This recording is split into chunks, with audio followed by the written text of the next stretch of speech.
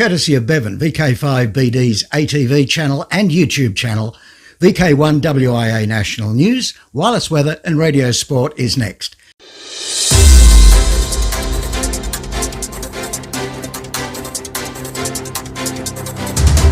From Australia, this is the Wireless Institute of Australia with the weekly news service. This broadcast is in text, audio and video and is accessed on wia.org.au.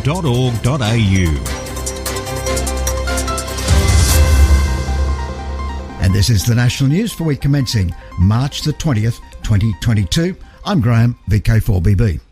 Astronaut Mark Vendy High, KG5GNP, who holds the ongoing record for longest spaceflight, is set to end his 355 days in space in just a few weeks. The plan for him to land in Kazakhstan with 2 Russian cosmonauts on a Russian spacecraft. But the head of Russia's space agency and a close ally to Russian President Vladimir Putin is believed to have posted a video in Russian that threatened to leave Van der Heide behind in space and detach Russia's segment of the space station altogether. This story aired first on abcnews.go.com and was posted to AMSAT News Service letter ANS 072, but it has been confirmed that he will travel on board that Russian capsule to Kazakhstan. The American and 2 Russian cosmonauts will be brought back to Earth. I can tell you for sure Mark is coming home. We are in communication with our Russian colleagues. There's no fuss on that whatsoever, NASA's International Space Station program manager said. He admitted the astronauts were aware of what's going on in the world, but they still work as a team. Under international space law, astronauts from all nations must provide all possible help to other astronauts when needed, including emergency landing in a foreign country or at sea. It is the WIA National News. In a moment, Editor-in-Chief of Amateur Radio Magazine, Roger Harrison, VK2ZRH. And now, Lee Moyle, VK3GK. This is WIA Vice President Lee Moyle, VK3GK. Earlier this week, ACMA announced that they are seeking feedback on their draft 5-year Spectrum Outlook 2022 to 27, the FISO. The FISO provides a broad overview of trends that affect spectrum management and factors used to inform the ACMA's planning and spectrum allocation priorities. It includes a detailed annual work program with activities and milestones for the 2022-23 financial year. The draft FISO is a key part of ACMA's engagement with industry and the community on their spectrum management priorities. ACMA welcome your feedback by close of business Friday the 29th of April. Review of non-assigned amateur and outpost licensing arrangements and higher power amateur operation on page 64 of the ACMA's FISO document should have the most interest to the amateur radio community. The WIA continue to have a very solid and professional relationship with ACMA. WIA and ACMA regularly consult on important issues that affect you and your continued enjoyment provided by the amateur service. WIA, through their specialist working groups, are working extensively on several key topics currently within the FISO. For more information and to download the complete FISO document, see the news releases on the WIA website at wia.org.au. Just an important reminder that WIA club-related public liability insurance program for 2022 required clubs having their completed declarations submitted to the WIA by the 11th of March 2022. Payment should be received at the WIA office no later than the 25th of March 2022. This allows for processing time. Otherwise, cover may not be available by the 1st of April 2022 deadline. Please note that the current 2021-22 insurance expires at 2400 hours on the 31st of March 2022. Last weekend saw the Beru or Commonwealth contest in full swing from 1000 Zulu Saturday until 1000 Zulu Sunday. It's the oldest running amateur radio contest and is CW only. HF band conditions were reasonable with many exotic DX stations worked on 80 to 10 metres. The WIA thanks Alan Mason, VK2GR, and the several dedicated others for organising and operating the 2 Australian teams and also the WIA HQ stations that participated from VK1 WIA through VK7 WIA this year. Maybe next year we can find a couple more for a full VK1 to VK9 complement. Full WIA team and HQ participants can be found on the WIA website under the news section. Your second edition of Amateur Radio Magazine for 2022 has been sent to the printers. Expect to see your latest and greatest AR mag in a week or two in your letterboxes. Watch out for your Memnet email announcing AR Magazine is available for download. This edition sees some more great articles and a number of new advertisers. That's it from me this week. 7-3s from Lee Moyle, VK3GK. This is Editor-in-Chief of Amateur Radio Magazine, Roger Harrison, VK2ZRH. The latest edition of Amateur Radio Magazine, issue 2 for 2022, began arriving in mailboxes and newsagents late last week, from St Patrick's Day, the 17th of March. And when you get a sight of it, you will see that we have maintained our new masthead banner that I've been told is reminiscent of the cockeyed Irish cook, with one eye on the pot and the other up the chimney, because the word amateur is tipped up against the slapping R in radio. I can take a ribbing. Perhaps they were thinking of that well-known British actor with misaligned eyes, Marty Feldman. Actually, it's the chorus from an old folk song known as The Drummer and the Cook. The chorus begins with her one eye on the pot and the other up the chimney. I'll refrain from singing. Never mind the magazine banner, this issue, the whole cover's gone crazy. Photos and words strewn all over the place. It seems like nothing is straight. I said to our graphics design artist Sergio, VK3SO, Sergio, mate, chuck all these pictures and cover lines on a white tablecloth and just see what happens. Well, he has excelled himself this issue. Would I lie to you? Last week I gave you all a bit of a rundown on some of the features in this issue.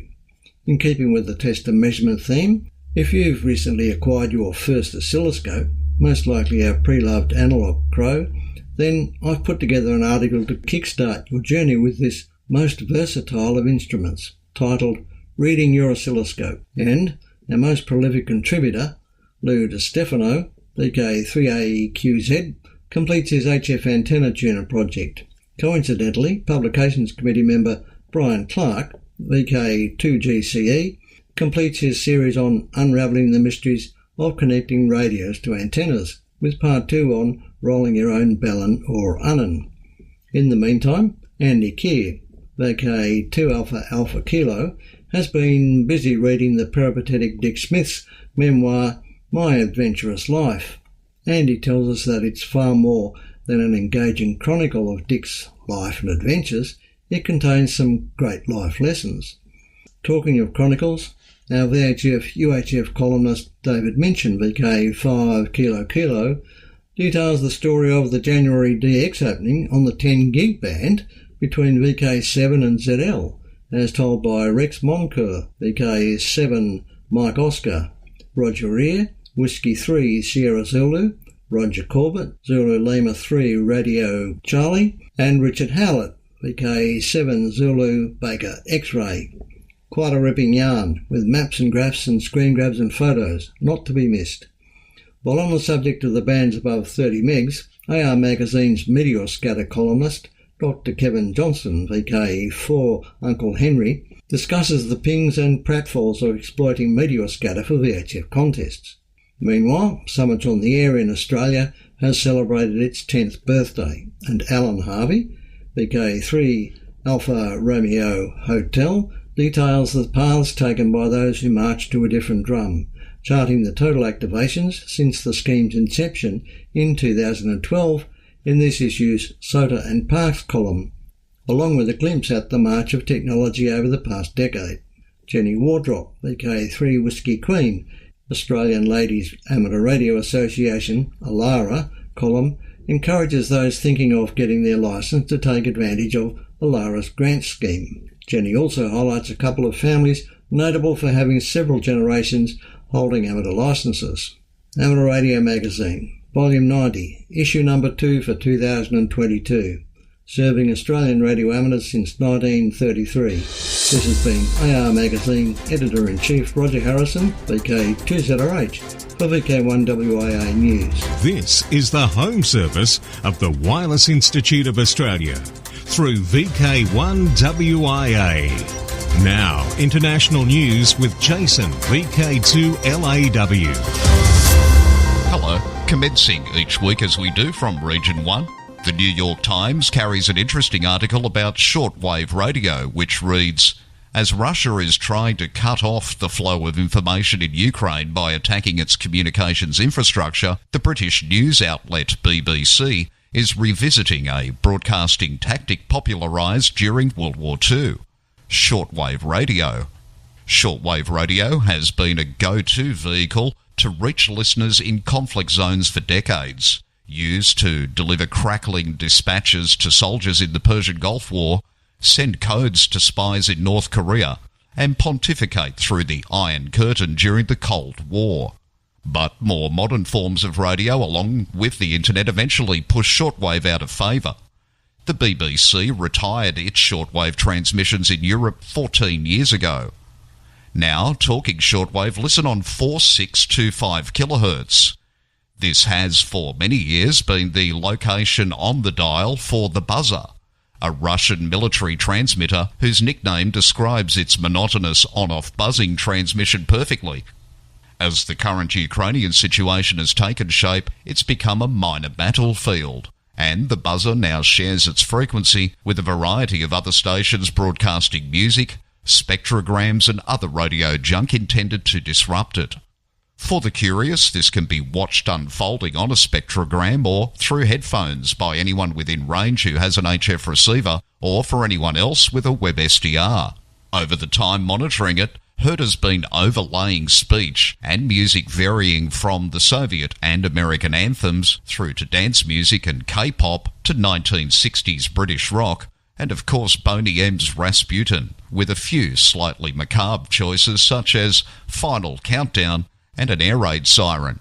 Even intros from The Benny Hill Show, The A-Team and Mission Impossible. So whoever's doing it has a wide taste. Alongside the music at about 4628 kHz has been a series of spectrogram messages scroll past in Ukrainian, Russian and English, ranging from stop war to lewd suggestions about the Russian president. It's fair to say that none of these transmissions have obscured the buzzer, but they've had the effect of significantly increasing the noise on the channel. IRTS has announced their communication regulator Comreg has awarded them the new Harrick amateur radio exam contract. It's to the IRTS for the preparation, delivery and the marking of in-person Harrick examinations earlier on the 14th of March 2022. This new agreement also contracts them to deliver Morse code telegraphy proficiency testing for those who are interested in obtaining amateur station SEPT Class 1 licenses noted for their shorter call signs. Following a couple of months of intensive work by the IRTS Examination Board and the IRTS Harrick Comreg Submission Subcommittee, a detailed 51-page proposal was accepted by Comreg. Hams throughout West Bengal state in India are experiencing limited access to Echolink and other internet-assisted amateur radio services through the 16th of March. The Hams are among hundreds of others affected after the state government announced the restrictions to contain what they call illegal activities on the internet. News reports gave no specific details beyond the announcement itself. The report on the India TV News website quoted an official in the Home and Hill Affairs Department in announcing that, quote, the government has received intelligence reports that unlawful activities can be carried in certain areas over internet transmissions and voice over internet telephony, and hence restrictions are being imposed on the use of the internet, end quote. Ambarish Nag Biswas, Victor Uniform 2, Juliet Foxtrot Alpha, Secretary of the West Bengal Radio Club, told AR Newsline that daytime use of the internet is off limits, but there's still access in the evenings. He said everyone in West Bengal State has been affected. IARU Region 3 Monitoring System Coordinator resigned. Dr. Titon Dutono, Yankee Bravo 3 Papa Echo Tango, notified his resignation due to his worsening health from IARU Region 3 Monitoring System Coordinator by his email to IARU Region 3 directors. The directors noted his resignation and appreciated his service as the coordinator for more than 6 years. Until a new coordinator is appointed, IARU Region 3 member societies are kindly advised to send their monitoring system reports to Director Udi Husby, Yankee Delta 1 Papa Romeo Yankee, and Udi's email address is in the text edition of your WIA National News. For VK1 WIA National News in Sydney, I'm Jason, VK2LAW. From Australia, this is the Wireless Institute of Australia with the weekly news service. Available on RF and on demand 24/7 from the wia.org.au website. If you'd like to submit news items for possible inclusion in this, the WIA national broadcasts, please email your item in text to nationalnews@wia.org.au. And please don't just send URLs, links or posters, but take the time to pen your contribution the way you'd expect us to be reading it back. And to submit audio, again, email nationalnews@wia.org.au and send both the audio and the text. And we certainly would appreciate items certainly no longer than 1.5 minutes in length, as we do only have half an hour. Now, operational news with Felix, VK4FUQ. Hello there. Now, contest-wise for 2022. March is the John Memorial Field Day this weekend, 19th and 20th of March. With more, and to start the segment of WIA National News, Dennis, VK4AE, Contest Manager for the John Memorial 2022. This year's contest is being held as this broadcast goes to air and will finish at 0100 GMT today. I had intended to make earlier announcement, but the failure of a laptop put paid to all of that thought, so I've had to wait till I return to my home QTH. As we've had COVID for the last couple of years, with all the limitations on having groups in the same place and at the same time, this year we've had the problem of even getting together in the same place due to floods or earlier flood damage. As the purpose of the field day is to provide training and experience in emergency operation, so I hope that besides a little inconvenience, that all went smoothly when operating the station in the field. Amateurs are a mighty resourceful lot, so no doubt many have operated with Wyson and SES over the last few weeks, so this contest just provides more practice. As the contest nears its end for this year, I can only hope that the dreary weather in many parts of Australia has not been too cruel, and that good activity on the band and propagation have been rewarding. Once the dismantling and packing up of all the equipment has been completed, there's still an important part of the contest to be finished. Yes, you must submit your station's log. It has two major purposes. One, it informs me of your activities on air and enables me to score your entry. Just as importantly, it confirms the context you had with other stations and verifies their logs. So even if your log is only small, it does verify the contacts you made with those other stations. Best of luck for the remainder of the contest, and please do not forget to submit your log. Thanks, Dennis. Now coming up in May, it's the Harry Angel Memorial 80-metre Sprint. Saturday, May 7th, 2022. 10 hours UTC to 11:46 UTC. The Don Edwards Memorial Slow Morse Contest, 2 days, starting May 14, 1800 hours, concluding May 15, 1600 hours. Saturday evening, 14 May, between 6 p.m. and 9 p.m. Eastern Standard Time, on 80 metres. Sunday afternoon, 15 May, between 1 p.m. and 4 p.m. Eastern Standard Time, on 40 metres. International CQ Pride Contest, June 4 to 6. New Worldwide Digital Contest, also June 4 to 6. VK Shires Contest, 11 June 2022. WIA VHF UHF Field Days Winter 2022. 0200 hours UTC Saturday 25 June through 0159 hours UTC Sunday 26 June. Divison VK6. DX Window.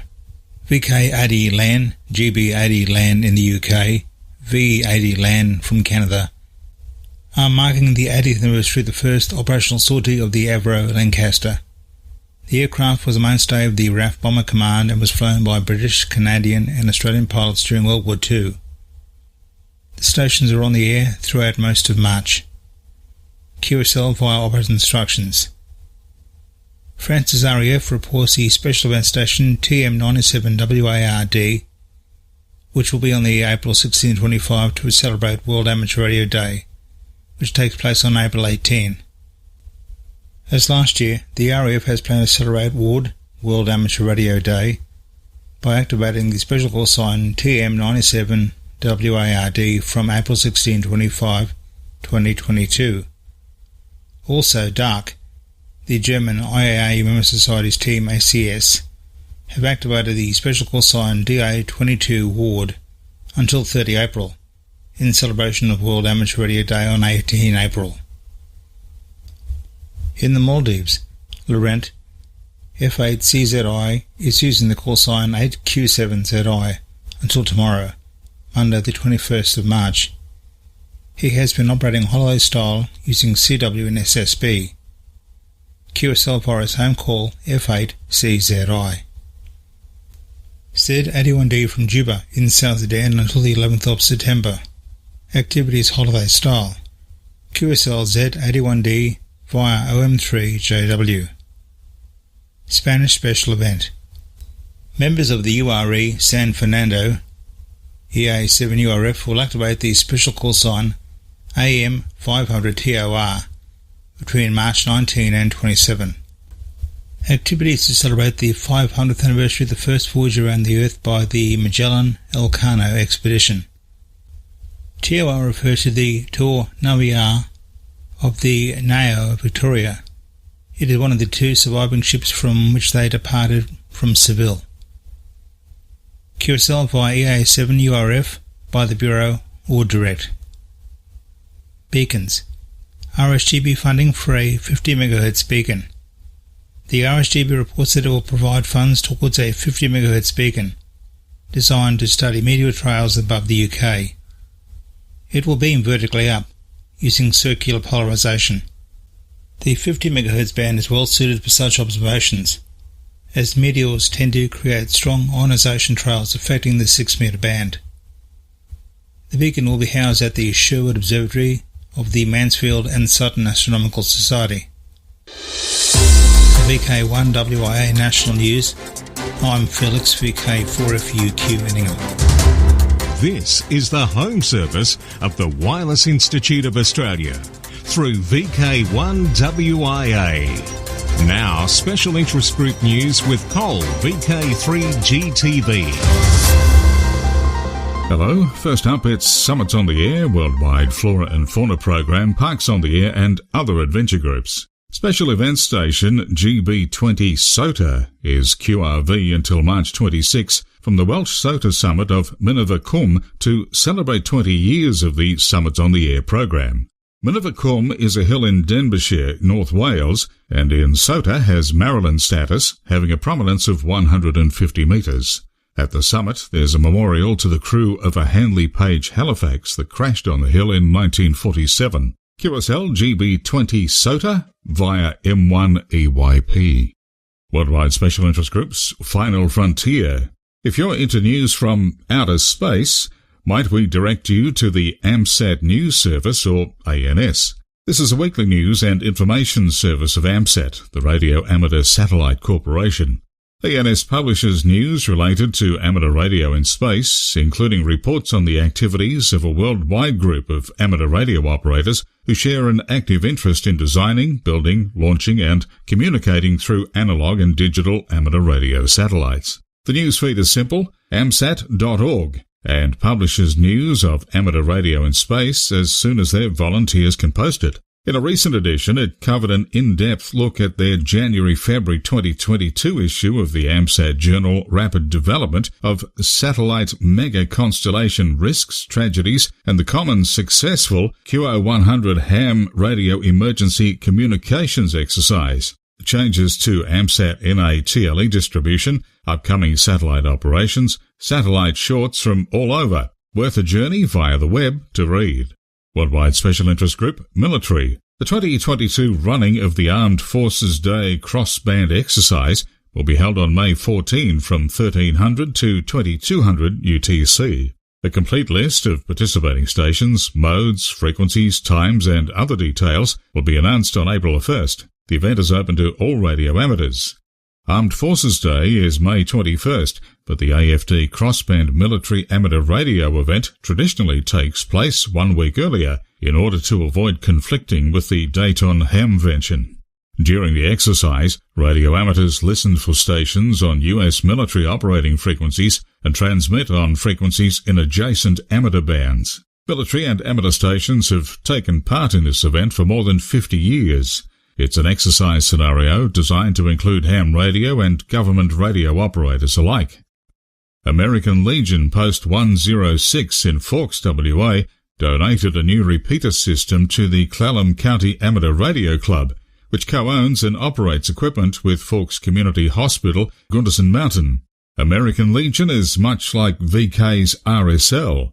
Joe Wright, KG7JWW, is not only a member and officer of Post 106, but he's also Vice President of the Clallam County Club, which shares the use of their equipment with the Amateur Radio Emergency Service. KG7JWW and other radio operators from ARES are also members of the Clallam County West End Emergency Management Group. Members who are involved in emergency management are not often noticed as they participate in meetings and special exercises in preparation to be of assistance in the event of disasters. Worldwide Special Interest Groups, YOTA, Youngsters on the Air.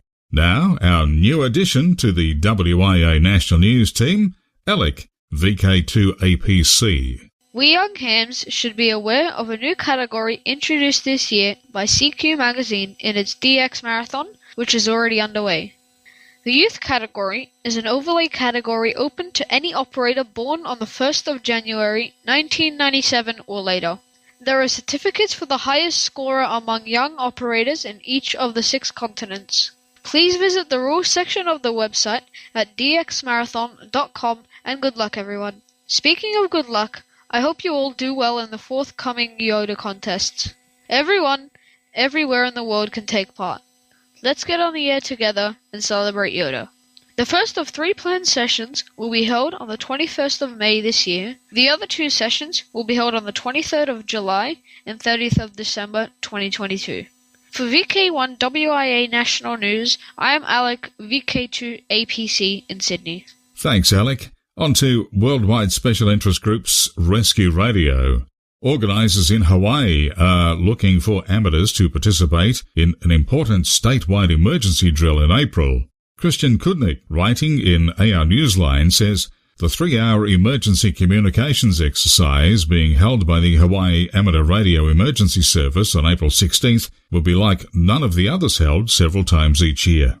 The drill will be conducted following the Homeland Security Exercise and Evaluation Program, which standardizes terminology, methodology, and policy used during the exercise. It will simulate a period of catastrophic rain and wind covering the islands, taking down power, internet, and cell towers. According to Hawaii ARES spokesman Stacey Holbrook, KH6OWL, a planning team has developed a full incident action plan using the forms and format of the program's Incident Command System structure. Stacey told Newsline in an email he was unaware of any other statewide exercises being done in this manner. Using on-air nets, social media and local clubs, organisers are reaching out to the more than 3,800 licensed amateurs throughout Hawaii, hoping to get as many hams as possible on board. The drill is an all-mode, all-band exercise that makes use of analog, simplex and digital modes, as well as VHF, UHF and HF.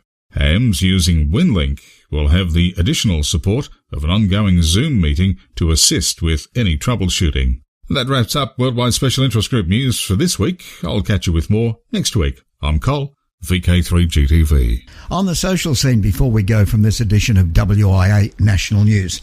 In VK4, Redfest happened Saturday, April 9, St Michael's College at Caboolture. In VK5, the South Coast Amateur Radio Club's Buy and Sell, Sunday, April 24. And also in VK5, the Australian Fox Hunting Championship and the SERG Convention at Mount Gambier, the Queen's Birthday long weekend in June in VK5. Now until next we meet, I am Graham, VK4BB. Walk softly. From Australia, this has been the Wireless Institute of Australia with the weekly news service. This broadcast is in text, audio and video and is accessed on wia.org.au. Courtesy of Bevan, VK5 BD's ATV and YouTube channel, this has been WIA National News. We're back now, live and local, and your voice, your callbacks. And don't forget, tick like.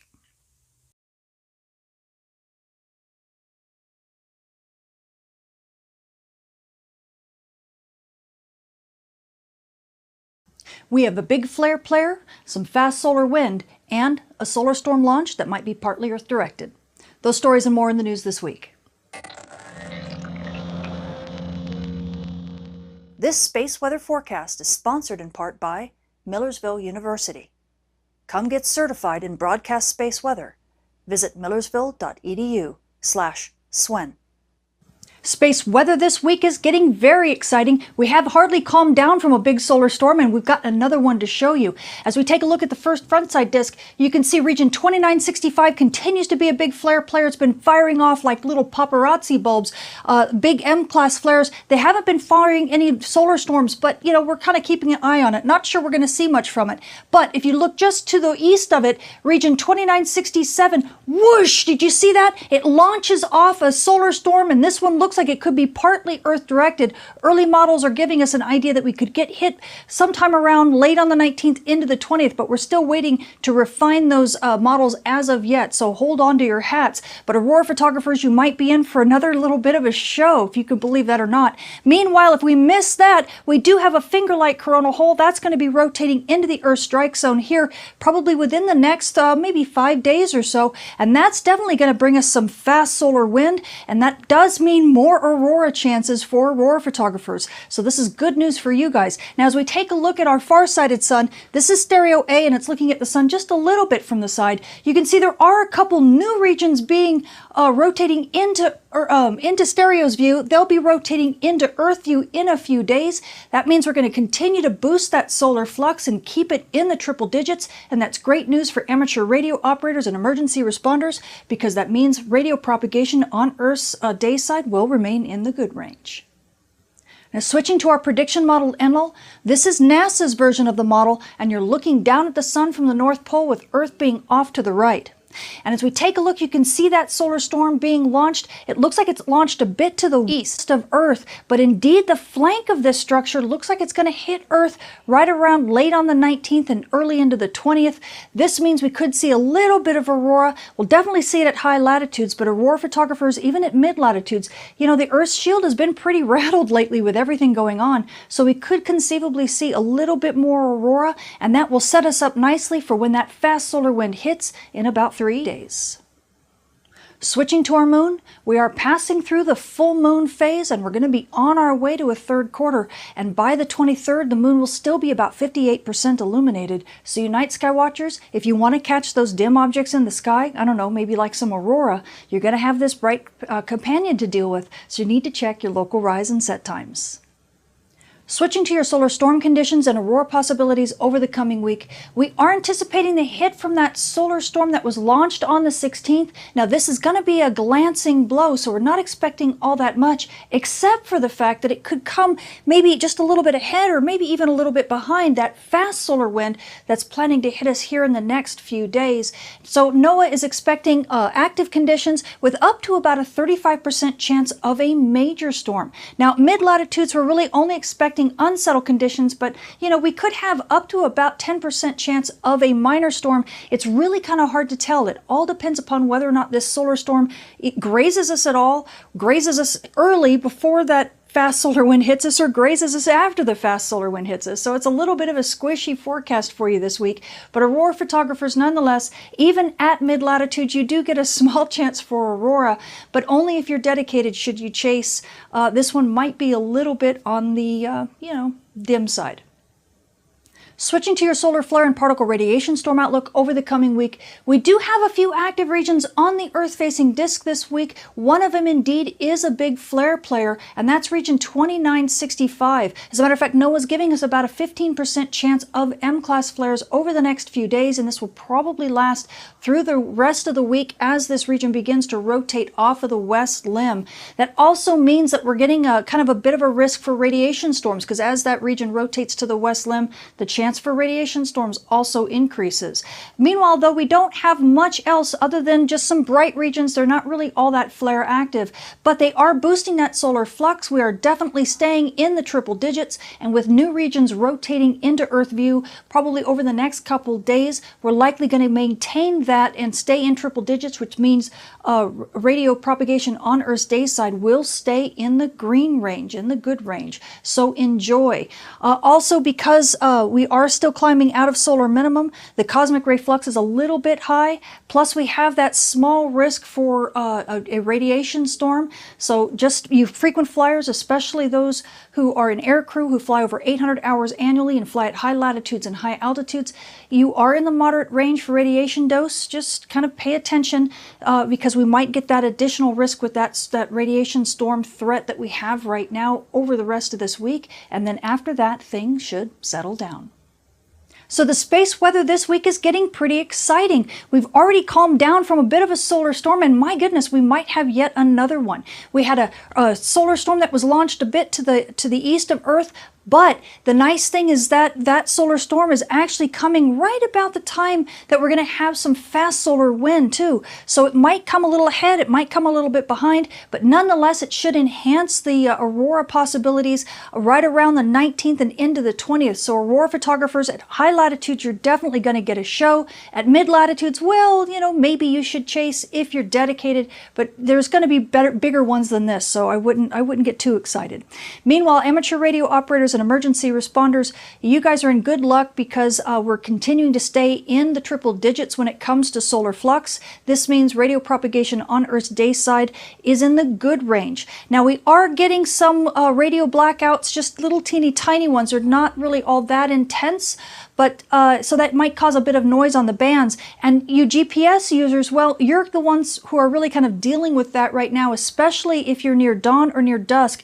Your GPS reception may be a little bit unreliable. So just keep that in mind. And if we end up getting some aurora from that solar storm right around the 19th and into the 20th, also know to stay away from aurora on Earth's night side. I'm Tamitha Skov, the Space Weather Woman. Thank you for watching.